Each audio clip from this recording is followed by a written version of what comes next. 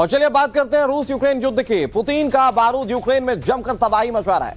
Ukraine पर रूस की ताबड़तोड़ स्ट्राइक जारी है, लेकिन जेलेंस्की की आर्मी भी जंग के मोर्चे पर रूस को करारा जवाब दे रही है। अब जेलेंस्की के निशाने पर क्रीमिया है। रूस को आशंका है कि क्रीमिया पर कब्जे के लिए यूक्रेन की फौज कभी भी धावा बोल सकती है। लिहाजा क्रीमिया पर कब्जा बचाने के लिए रूसी राष्ट्रपति पुतिन ने एड़ी चोटी का जोर लगा दिया है। बड़ी खबर सामने आ रही है। अब तक इस पूरे जंग में यूक्रेन रशिया से काफी पीछे रहा, लेकिन अब खबर जो मिल रही है उसके मुताबिक ये कि रूस को डर सताने लगा है कि कहीं ऐसा ना हो कि क्रीमिया दरक जाए, और इसीलिए लैंडमाइंस, बैरिकेडिंग, कई सारे जतन किए गए रूस की ओर से।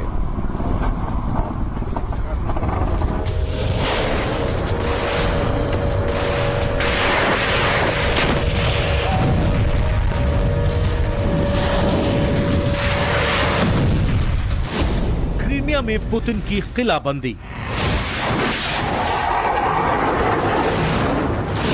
यूक्रेन के लिए हर तरफ नाकाबंदी।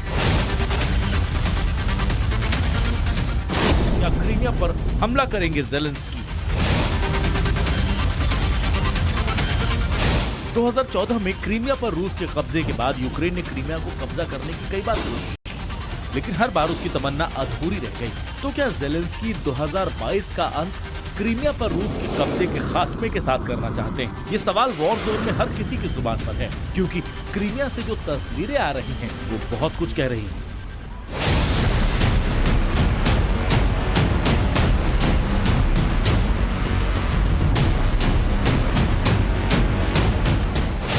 ये तस्वीर क्रीमिया की किलाबंदी की है।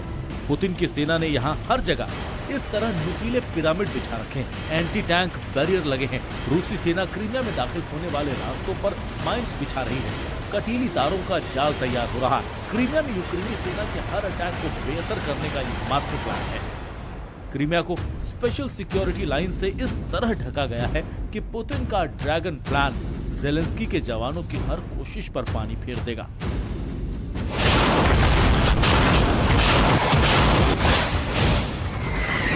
क्रीमिया ब्रिज पर हुए हमले के बाद क्रीमिया में सिक्योरिटी और टाइट कर दी गई है। हाल ही में क्रीमिया में कई इलाकों में लगातार विस्फोट की खबर सामने आई थी, जिसके बाद क्रीमिया ब्रिज पर लंबा जाम लग गया था। वॉर में इस वक्त रशिया भले ही फ्रंट फुट पर हो, लेकिन यूक्रेन की सेना भी अब कई बड़े उलटफेर कर चुकी है। ऐसे में जेलेंस्की की सेना क्रीमिया में कोई बड़ा हमला ना कर दे, इसके लिए रशिया ने ड्रैगन टीथ का सहारा लिया। आपको बताते हैं ड्रैगन टीथ आखिर है क्या। लंबी दूरी तक 2 लाइनों में ये ड्रैगन टीथ लगाए जाते हैं। दोनों लाइनों के बीच गहरी खाई तैयार की जाती है। इसके बीच जगह जगह लैंड माइंस बिछाए जाते हैं। इससे बख्तरबंद गाड़ियों की आवाजाही में अड़चन होती है।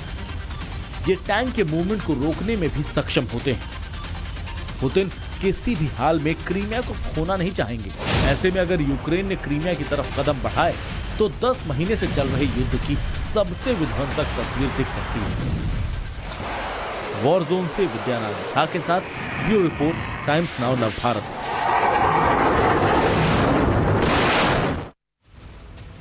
और चलिए अब आपको ग्राफिक्स के माध्यम से समझाने की कोशिश करते हैं कि रूस के लिए क्रीमिया क्यों जरूरी है। इसे यह समझना बहुत जरूरी है, क्योंकि जिस तरीके से इस पूरे जंग में यूक्रेन को अब क्रीमिया नजर आने लगा है और जिस तरीके से डर पुतिन के मन में है कि क्रीमिया छिटक सकता है, यह समझिए आप कि इस जंग का कितना बड़ा हिस्सा है क्रीमिया। क्रीमिया यूक्रेन का पहले हिस्सा हुआ करता था। साल 2014 में रूस ने क्रीमिया पर कब्जा जमा लिया। रूस को क्षेत्र से तटीय लाभ मिलता है। ब्लैक सी में रूस का दबदबा इसी क्रीमिया की वजह से बढ़ता है। यूक्रेन के खिलाफ रूस को सैन्य बढ़त मिलती है, और यही वजह है कि क्रीमिया पर जो कब्जा 2014 में किया था रूस ने, उस कब्जे को वो बरकरार रखने की कोशिश करेगा। लेकिन भूलिए नहीं कि इससे पहले जो तमाम वो क्षेत्र डोनेस्क और लुहांस्क के आसपास के इलाके जिस पर कब्जा किया था रूस ने, उसे छुड़ाने की कोशिश भी इस वक्त यूक्रेन कर रहा है। अब आपको ग्राफिक्स के जरिए दिखाते हैं कि क्रीमिया में रशिया ने कौन कौन से वेपन्स का इस्तेमाल किया है। दरअसल कटीली तारों का जाल बिछाया गया है रशिया की ओर से। जगह जगह लैंड माइंस बिछा दिए गए हैं। ड्रैगन टिथ का भी इस्तेमाल किया जा रहा है। एंटी टैंक बैरियर्स लगा दिए गए। जगह जगह गहरी खाई खोद दी गई है ताकि किसी भी तरीके से यूक्रेन के जो सैनिक हैं वो अंदर दाखिल ना हो सके। आप ये साफ समझ सकते हैं कि इस जंग में इस वक्त कहां खड़ा है रशिया, जिसके चलते अब उसे यूक्रेन से भी डर सताने लगा है। हमारे साथ दो बेहद खास मेहमान जुड़े हुए हैं, उनका तारुफ आपसे करवाएंगे। मेजर मोहन कुमार हमारे साथ जुड़े हुए, डिफेंस एक्सपर्ट, इसके अलावा एयरफोर्स कमांडर सुनील दीक्षित भी हमारे साथ जुड़ेंगे। मोहन सर, मैं सबसे पहले आप ही से शुरुआत करता हूं, ये जंग को किस मोड़ पर, किस मोर्चे पर देखते हैं आप? क्योंकि एक तरफ तो इस जंग में रशिया अपने आप को बहुत स्ट्रांग पा रहा था, लेकिन आज स्थिति ये कि उसे क्रीमिया की टेंशन होने लगी है। हाँ, मैं आपसे बिल्कुल एग्री करता हूँ। रशिया जो है आज की डेट पे बैकफुट पे नज़र आ रहा है, जहाँ तक मैं सोचता हूँ। देखिए, अभी ऐसा हो गया है कि विंटर्स का जो प्रोग्राम शुरू हुआ है, जिसकी वजह से हम दोनों ही जो यूक्रेन है एज वेल एज रशिया है, दोनों ही अपने आप को एक डिफरेंट स्ट्रेटजी में पा रहे हैं। आज की तारीख में जो लैंड फोर्सेस है, जो हमारी पैदल सेना है, उसका इस्तेमाल कम से कम हो गया है और टेक्नोलॉजी को वो ज़्यादा आगे कर रहे हैं, क्योंकि इस तरह की वेदर में, जो हमारी विंटर वेदर है, जहाँ की यूक्रेन का ज़्यादातर हिस्सा बर्फ़ से ढक गया है, तो क्रीमिया एक ऐसी जगह है जो कि वो तटीय क्षेत्र होने की वजह से तो वो स्ट्रेटेजिकली आज की तारीख में इम्पॉर्टेंट हो जाता है। तो मेरे ख्याल से जो विंटर का पीरियड है, जो ये सर्दी का जो पीरियड आप कह सकते हैं, इसमें क्रीमिया काफ़ी इम्पॉर्टेंट रहेगा, जो मिलिट्री एक्शन के हिसाब को देखते हुए। लेकिन अगर यूक्रेन क्रीमिया पर एक बार फिर से अगर नजरें गड़ाए बैठा है, तो सर इसका इंपैक्ट क्या हो सकता है, वो भी समझना जरूरी है, क्योंकि ये रशिया को तो फायदा दे रहा है। क्या सिर्फ ये मनोवैज्ञानिक तौर पर रूस को बहुत कमजोर कर देगा, या स्ट्रेटेजिकली भी अगर क्रीमिया टूटता है या छिटकता है रूस से, तो वो रूस को कमजोर करने वाला है?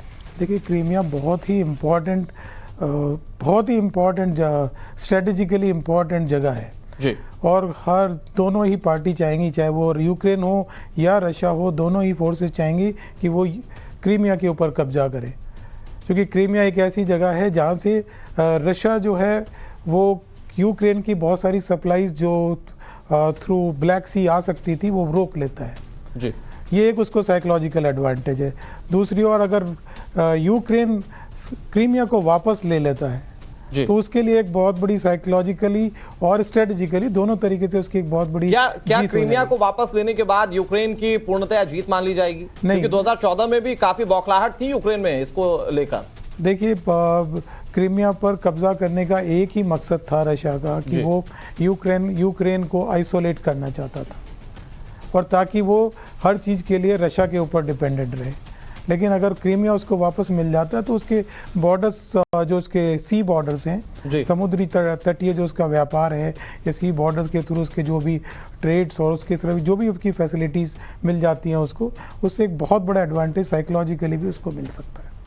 सर, एक बात तो समझ में आती है कि जो व्लादिमीर पुतिन है, इस पूरे जंग में अब बैकफुट पर हैं, और बैकफुट पर होने की वजह से शायद वो क्रीमिया की इतनी बाड़ेबंदी कर रहे हैं। लेकिन सर, ये भी समझाइए कि क्या ये एक मनोवैज्ञानिक प्रेशर है इस तौर पर भी कि डोनेट्स्क के आसपास के इलाकों को रूस ये मानकर चल रहा था कि वो उनके कब्जे में आ चुके हैं, लेकिन आज भी पूर्णतया वो ये दावा नहीं कर सकते कि वो उनके ही कब्जे वाले क्षेत्र हैं?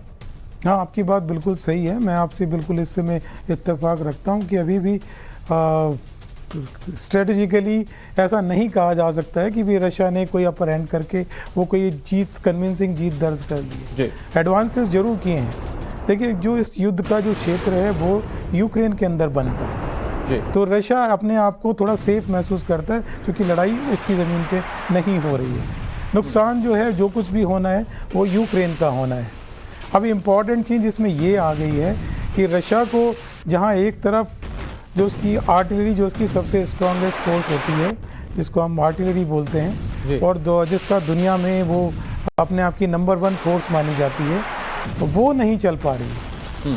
ये सबसे बड़ा एक इशू जो है सबके सामने आ गया है, और ये हमारे लिए भी, मैं कहता हूँ भारतीय फौज के लिए भी एक बड़ा आँख खोल देने वाला इशू है कि हम जब तक आर्टिलरी और लैंड फोर्सेस के ऊपर काफ़ी ध्यान दिए हुए थे जी, तो आज का ज़माना ये आ गया है कि दो चीज़ समझ में आ रही है मुझे यूक्रेन वॉर से, कि लड़ाई, अब पहले शॉर्ट लड़ाई के लिए हम तैयारी करते थे कि मैक्सिमम लड़ाई 15 दिन, 20 दिन और ज़्यादा से ज़्यादा 1 महीना होएगी जी।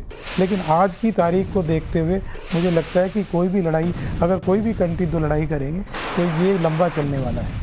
ठीक है सर, बहुत इंपॉर्टेंट पहलू सर आपने समझा। हमारे साथ एक और बेहद खास मेहमान संजय कुलकर्णी सर जुड़ गए हैं बतौर डिफेंस एक्सपर्ट। सर, आपका भी स्वागत है टाइम्स नाम नवभारत पर। आज सुबह की जो खबर आ रही है सर, ताजा अपडेट ये आ रहा है कि क्रीमिया के अंदर रशिया को बाड़ेबंदी करने पड़ रही है, वो कुछ कटीले तार लगा रहा है, कुछ बैरिकेड्स लगा रहा है, कई जगहों पर लैंडमाइंस बिछा रहा है। क्या इसकी वजह आप समझते हैं यही हो सकती है कि क्रीमिया को लेकर अब इनसिक्योर होने लगा है रशिया? क्या यूक्रेन हमला कर सकता है? इस तरह के कोई इनपुट हो सकते हैं रशिया के पास? धन्यवाद। ये बात ऐसी है कि जो रूस है उसको लगा 2014 के बाद कि क्रीमिया के ऊपर उसका तकरीबन पूरा कब्जा हो चुका है, और कोई शक नहीं, क्योंकि उसके बाद जिस तरीके से पुल बनाया, जिस प्रकार से पुतिन वहां पर क्रीमिया में जाते रहे दिखाने के लिए कि भाई सब कुछ हमारे अंडर कंट्रोल है। लेकिन अब जिस प्रकार से यूक्रेन को लगातार पश्चिमी देश इस तरह के हथियार मुहैया करा रहे हैं, जिससे कि क्रीमिया जो है किसी तरीके से भी एक थोड़ा सा अनसेटल्ड, मैं ये कहूंगा कि कहीं पर भी जो आबादी होती है तकरीबन आप कहेंगे अगर 90% आबादी भी रूस के साथ है, क्योंकि उसी भाषा के लोग हैं। अब 2014 से उनके पूरे वातावरण में वो ढल गए हैं। तो क्रीमिया वैसे भी पहले रूस का भाग था, उसके बाद ही वो यूक्रेन का भाग बनाया गया। लेकिन इसके बावजूद भी क्रीमिया जो है ऐसा एक छोटी सी जगह है जहां पर जो भी कंप्लीट सी कोस्ट के ऊपर अगर कंट्रोल करना है तो क्रीमिया चाहिए, कनेक्टिविटी चाहिए तो क्रीमिया चाहिए। इतना डोनबास रीजन में लड़ाई झगड़े चल रहे हैं 4 प्रोविंसेस में, उसके लिए चाहिए। तो ये जो सब है पुतिन या जो भी रूस है लगता होगा, लेकिन हमें एक बात का ध्यान देना पड़ेगा, प्रोपेगेंडा वॉरफेयर है। इस प्रोपेगेंडा वॉरफेयर में हमको जो कुछ भी आ रहा है वो वेस्टर्न सोर्सेस से आ रहा है कि यूक्रेन इस तरह कर रहा है। अभी आप अगर देखें तो रूस जो है तकरीबन 27,000 आर्टिलरी शेलिंग करता है रोज के, और कितने मरते हैं लोग कहने के लिए जो भी अपने को 2 इधर मरा, 1 इधर मरा, 3 उधर मरे। लेकिन जब यूक्रेन हमला करता है तो 15 रूसी मर गए या 50 हो गए, उनके 4 हवाई जहाज उड़ गए। तो ये एक तरीके से प्रोपेगेंडा वॉरफेयर है। लेकिन कुछ भी कहें हम, फरवरी 2022 के बाद जो रूस को जिस प्रकार से मैं कहूंगा सक्सेस मिला है, चाहे उस प्रकार का सक्सेस ना मिला हो जो रूस चाहता हो या विश्व समझता हो, लेकिन सक्सेस जरूर मिला है। और उस बात को मद्देनजर रखते हुए मुझे लगता है सर आपने एक बहुत इंपॉर्टेंट पहलू हमारी इस चर्चा में शामिल किया, वो है प्रोपेगेंडा वॉरफेयर। तो मैं ये भी समझने की कोशिश करूंगा कि फिर इससे फायदा और नुकसान किसका है। यहां मुझे एक बहुत छोटे से ब्रेक के लिए रुकना पड़ रहा है, लेकिन हमारे साथ दोनों खास मेहमान जुड़े हुए हैं, इस पर चर्चा लगातार जारी रहेगी।